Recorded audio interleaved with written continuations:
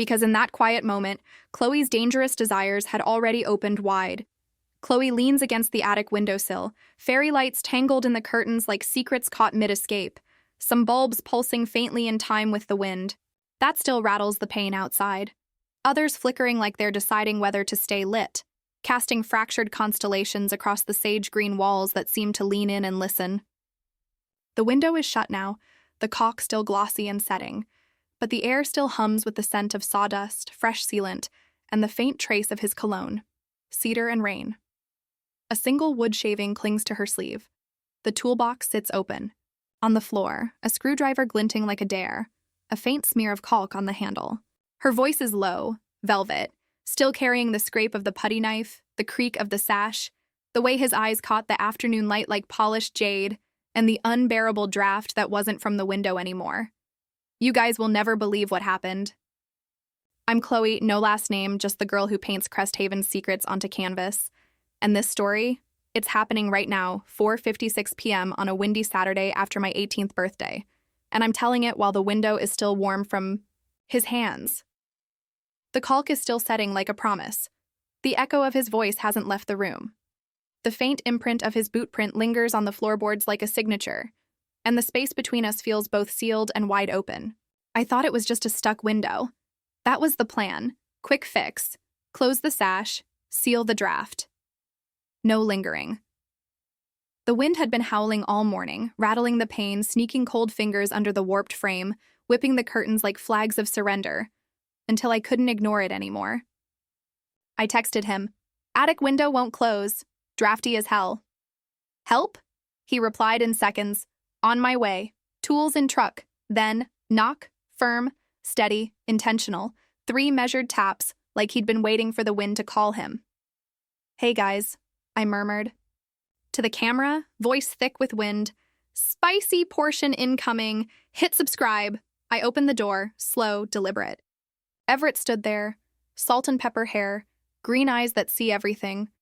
Flannel sleeves rolled high, forearms dusted with sawdust and faint scars from years of fixes, a streak of old paint on one knuckle, toolbox in one hand, putty knife tucked in his belt like a holster, a roll of weather stripping under his arm. The wind caught his hair, tousled it just enough to look dangerous. "Drafty?" he asked, half smile. "Dangerous. Knowing." I nodded. Slow, deliberate. Our fingers brushed on the toolbox handle. Lingered, electric. The metal was cool from the wind, the weight heavier than it should have been, like it carried more than tools. The tension coiled, quiet, electric. Every scrape of the knife, every creak of the sash, every breath between us, measured and heavy. It was torture. Beautiful, exquisite torture. He didn't work fast. I didn't want him to. The space between us was 4 feet of attic air, but it felt like 4 inches of skin, like the wind outside was pressing us closer, like the draft was pulling us in. He pried the frame, slow, deliberate. I handed him caulk, 1 tube at a time, our fingers grazing the plastic, intentional, lingering. The afternoon light caught the sawdust in the air, turning it into gold dust that danced between us. His eyes flicked up, just enough. "Still paint with the window open?" "Always," I said, throat dry. "Reckless?" "Dangerous." He smiled. Slow. Quiet. "Good." His fingers grazed my wrist, barely there, but warm, calloused. Intentional. A faint smear of caulk transferred to my skin, cool and sticky. "Windows are bold," he said. "Dangerous," I corrected. His thumb traced the caulk on my skin, slow, deliberate, counting heartbeats. I like danger. Silence. The kind that breathes. The kind that holds. The kind that waits. The wind howled outside, but inside, the air was ours. I tilted my head, just enough. "Coffee after?" He didn't move. "Only if you let me stay." "Deal." We finished the window, quiet chaos. He sealed the last gap, slow, deliberate. Closed the sash. The click was soft. The wind wrapped around the house, rattling the others, but this one held. The heat was ours. The world outside disappeared. We lingered. Hours, coffee cooling between our palms, sunlight sliding across the floorboards like spilled cadmium, the fairy lights flickering in rhythm with our breathing, casting shifting patterns. Across his face, the caulk drying in slow white curls. The conversation started small, a spark in the dark, but every word tightened the coil, pulled us closer, unraveled us layer by layer. Round one him. I still keep 2 putty knives in the box. One for me, one for her, even though she's been gone 6 years. The second one's always ready, for someone, me. I still keep your old caulk gun in the studio, the one you lent me last year. I hold it when I can't sleep. I trace the trigger like it's your hand. He laughed. Low, soft. I felt it in my ribs.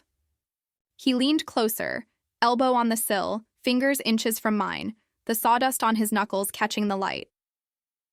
Round to him. I keep her gardening gloves in the shed. I put them on when I miss her. They still smell like soil and rosemary. I wore them today, before the wind called. Me.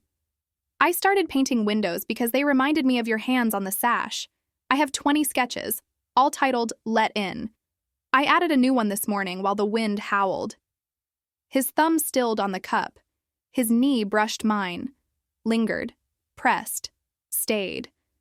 Round 3 him. I still have her wedding ring. In a tin under the floorboard. I took it out tonight. Left it there. Didn't need it. Needed this. Me. I keep a canvas under my bed. Raw red, no title. I paint on it when I remember. It's you. It's always been you. I added a new stroke every time the wind rattled the pane. He exhaled like I'd lifted a weight. His hand slid to my thigh, slow, reverent, claiming, the sawdust leaving a faint mark on my jeans. Round 4 him. I think about the first time I fixed your fence. The way you watched me like I was building something permanent. Like you trusted me with more than wood. Me. I think about it every time I close a window. The way you said seal it tight like it was advice for more than gaps. Like it was for us. His eyes softened. The hoodie slipped off my shoulder. He didn't look away, traced the line with his gaze, then his fingertip, leaving a faint trail of warmth and caulk. Round 5 him. I almost stopped by the day you turned 17. You were painting with the window open. I kept driving, told myself you were still too young. I was wrong. Me. I knew. I waited. I painted the wind in every canvas. I painted it like a promise, like a door. He closed his eyes. When he opened them, they were storm deep. His hand tightened on my thigh. Possessive, grounding, home. Round 6 him. I keep a photo of you in my wallet. From the block party. You're laughing at something I said. I look at it when I'm lonely. It's creased down the middle from my thumb. Me. I have a voice memo of you saying my name when you handed me the caulk last year.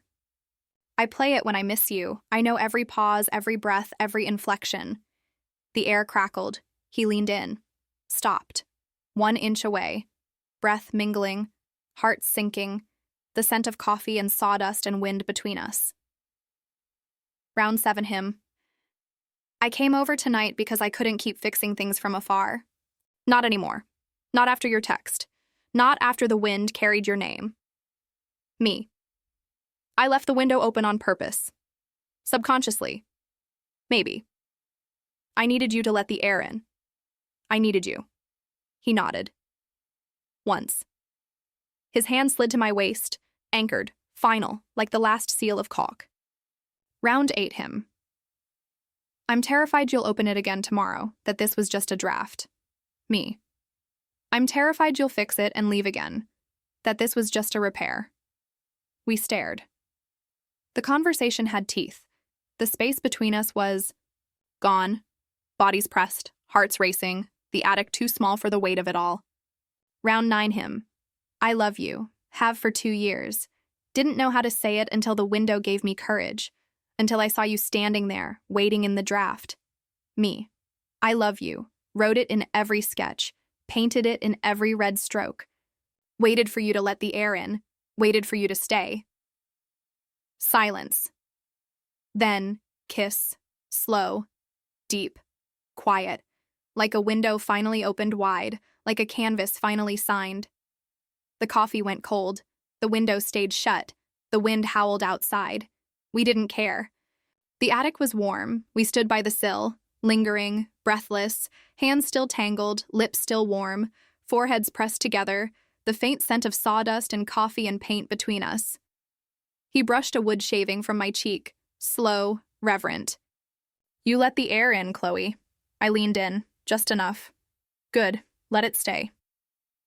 Chloe winks at the camera, fairy lights blazing, the window still warm, the caulk still setting, the wind still howling, the afternoon stretching on like a draft finally sealed and never closed.